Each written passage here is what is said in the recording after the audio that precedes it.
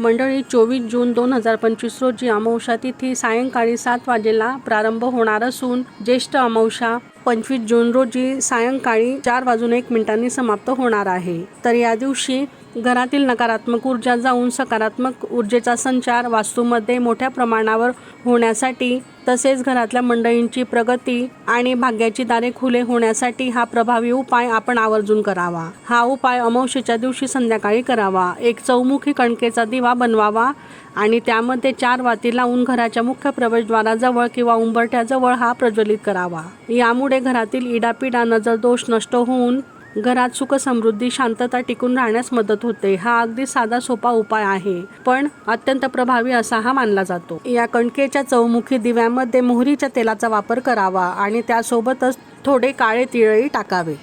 या प्रभावी उपायाने कुंडलीतील शनी राहू केतू शांत होऊन घरातील दारिद्र्य नष्ट होण्यास देखील मदत होते। श्री स्वामी समर्थ।